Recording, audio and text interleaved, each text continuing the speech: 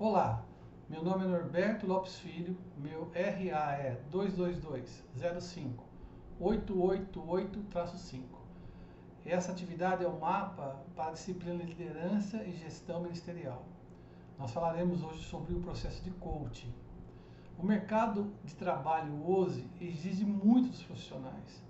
Hoje em dia, não basta simplesmente você saber de um assunto.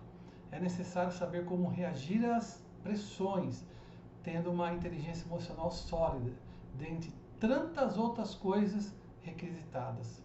O mercado procura por profissionais cada vez mais completos, que tenham um amadurecimento holístico forte, e não somente em alguns determinados pontos. Lógico que ninguém nasce sabendo, ninguém nasce pronto.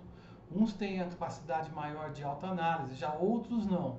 E isso abriu um espaço muito grande para se iniciar o processo de coaching. A profissão de coaching surgiu de forma natural para auxiliar esses profissionais na busca desse crescimento. De forma reduzida, o coach faz uma análise de como o profissional está naquele momento, comparando aonde ele quer chegar, fazendo assim um procedimento claro de objetivos para que possíveis falhas e vícios, falta de conhecimento, etc., sejam atacados para que o objetivo final seja alcançado. Os resultados são excelentes, não que todos os objetivos sejam alcançados, mas o suporte ao profissional é de grande valia, pois pontos onde antes não eram nem percebidos, ou mesmo pela falta de organização do coach, agora são colocados de uma forma clara pelo coach e com objetivos realísticos para alcançá-los. Hoje em dia, o coaching é amplamente utilizado, desde companhias grandes até processos internos, onde os mais experientes do coach orientam os mais novos coaches, mesmo sem um treinamento formal de coaching, mas sim somente com a experiência adquirida por anos de empresa. O coaching se expandiu para diversas áreas da vida. Além da profissional, temos o coaching para emagrecimento, gestão comportamental, esportivo, relacionamento pessoal, coach de performance, de liderança, de saúde, coach em grupo, coach de carreira, coach universitário e coach cristão. Essa é uma lista apresentada agora das mais emergentes, mas devido às possibilidades temos qualquer coisa.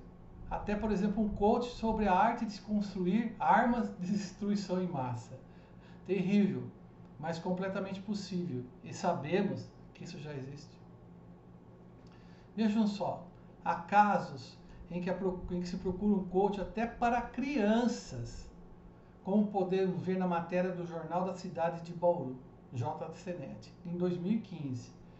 Fala assim, além das aulas de inglês, futebol, natação, piano, canto e dança, os pais também estão incluindo na agenda semanal dos filhos as sessões de coaching para desenvolver habilidades sociais e de aprendizado.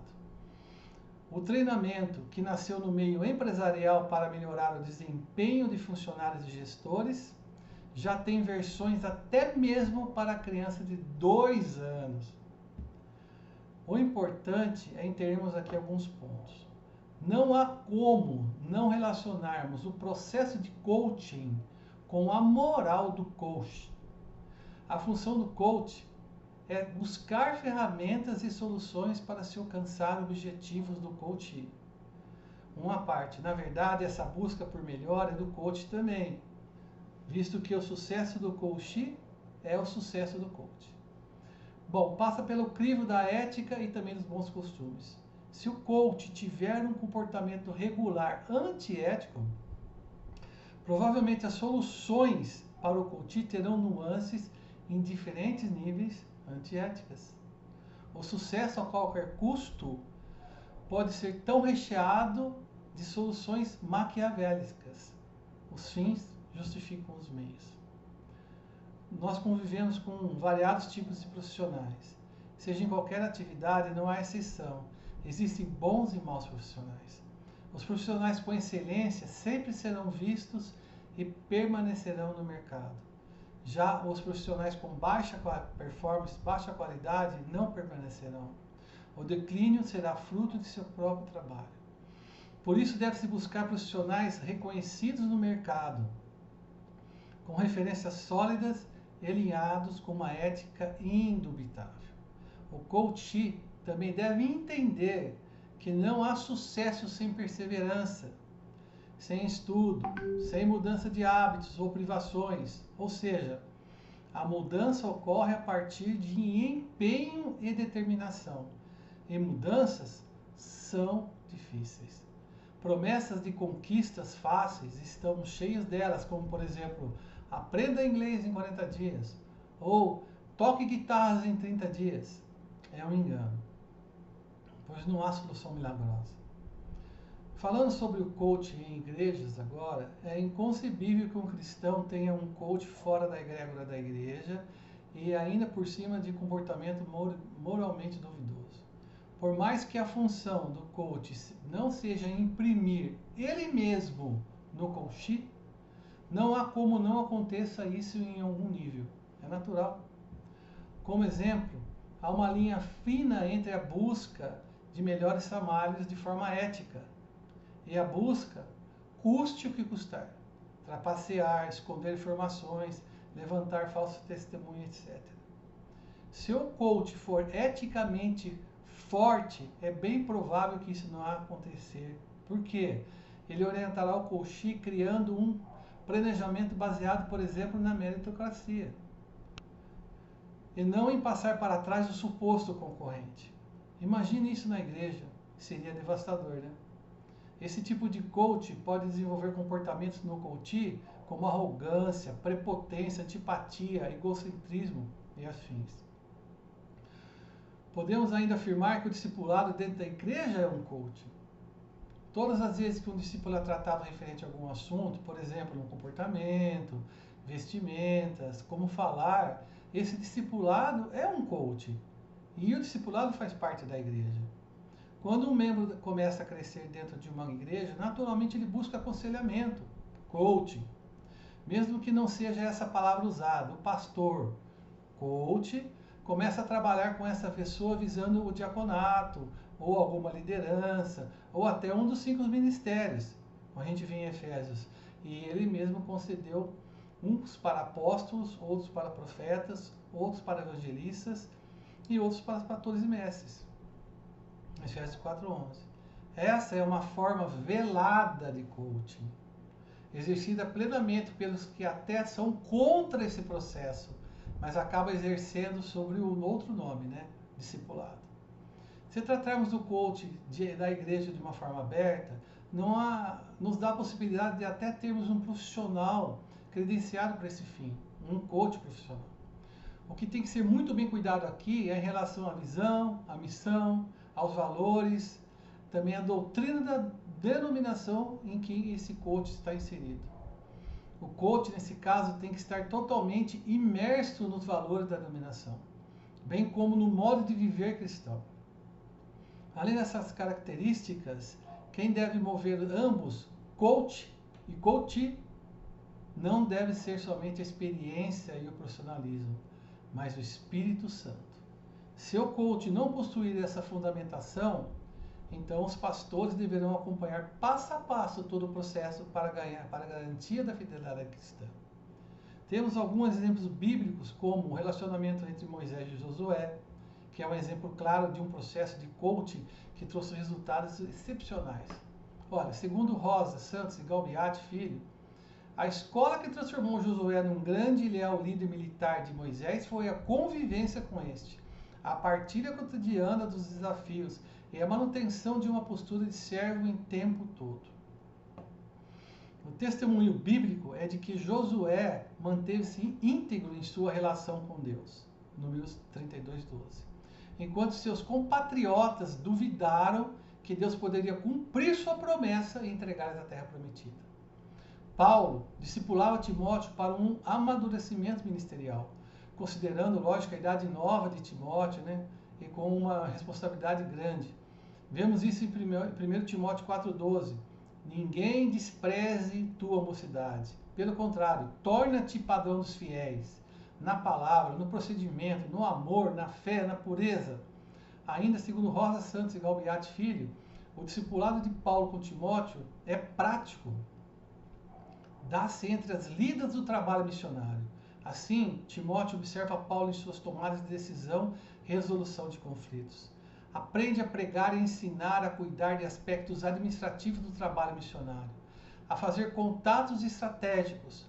Participa com Paulo da escrita de cartas orientando as igrejas de Filipos, Colossos e Tessalônica. Aprende a suportar dificuldades mantendo um espírito servil. Outro grande exemplo de coaching foi entre Elias e Eliseu. O chamado de Eliseu se deu pela vontade de Deus. Eliseu arava a terra quando Elias jogou seu manto sobre ele. E no mesmo momento, Eliseu sabia o que estava acontecendo e seguiu a Elias. Ou seja, imediatamente Eliseu aceitou o chamado, largando tudo, família, trabalho e seguindo Elias. Esse coaching ou discipulado aconteceu lado a lado. Eliseu servia a Elias e aprendia tudo observando. Via os milagres, as ações de Elias, os resultados das ações.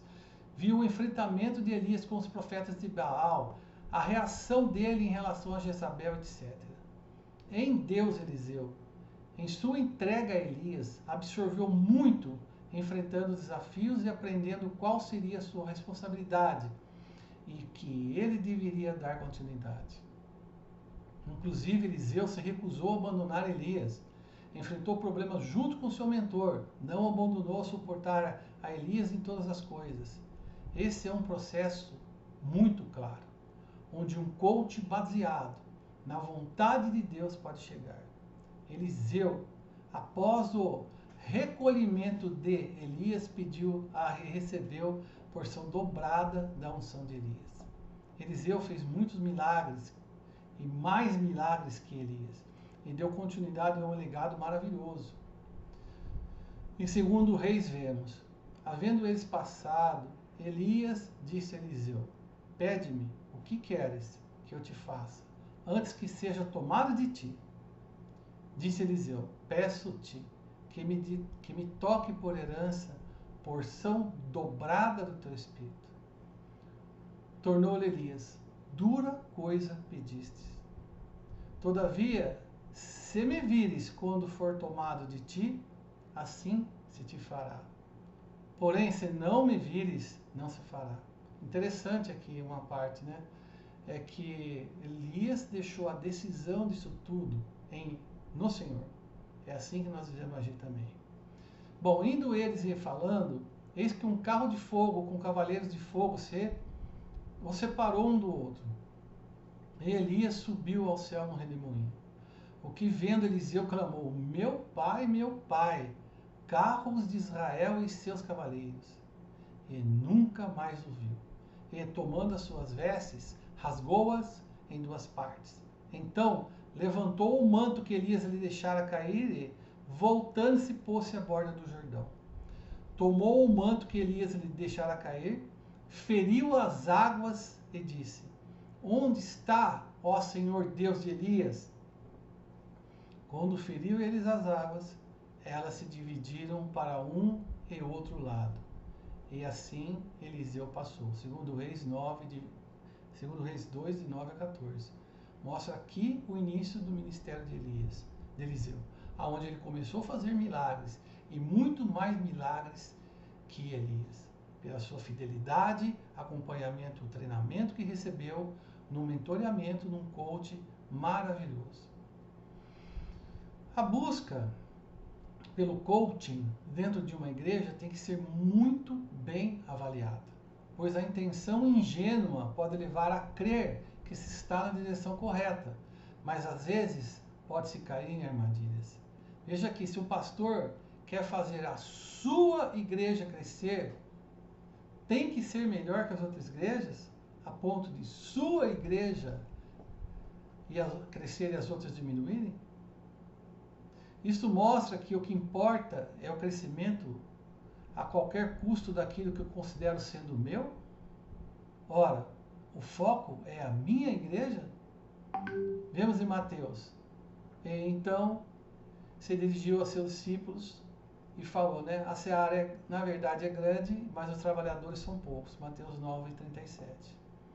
Ou seja, o foco é a missão do Senhor. Até dando seu Filho unigênito para se tornar primogênito. Desde então, desde a queda, Deus tem provido formas de reconciliação do homem caído com Ele mesmo. Veja, o corpo de Cristo é um só. Todos nós estamos juntos. Por exemplo, nem todas as igrejas possuem os 5 ministérios que estão em Efésios 4:11. Algumas têm pastores, outras têm somente profetas, outras têm somente mestres e evangelistas. São difíceis a igreja que possui os 5 ministérios completos, né? Mas o que importa aqui é que nós temos que nos unir, e o que a igreja que estou não tem, eu possa ser abençoado por uma que tenha. Da mesma forma, onde falta aos outros, seja completado pelos ministérios que temos. Por isso é importante verificar o foco, a intenção verdadeira do coaching. Está alinhado com o corpo de Cristo? Está fundamentado na palavra? Será bênção para todos e todas as igrejas? Estamos executando a missão do Senhor? São questões práticas que mostram o real objetivo que nos conduz para o centro da vontade do Senhor. Com todo cuidado, os benefícios do coaching podem ser muitos para a igreja, como o fortalecimento de uma liderança regional e municipal. Podemos criar uma cultura de suporte uns aos outros, de ajuda ministerial, completando os ministérios. Podemos ter desenvolvimento pessoal, vencer limites como a timidez, a vergonha, a falta de conhecimento da palavra, a dificuldade na administração da palavra, alinhar os propósitos e dons, postura, comunicação, etc.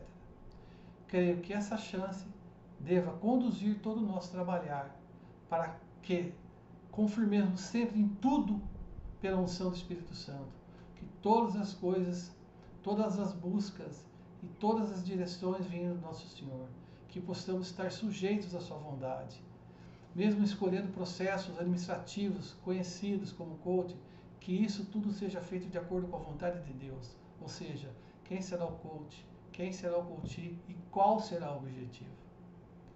Mesmo na busca pessoal que nós temos que estar alinhados com a vontade de Deus.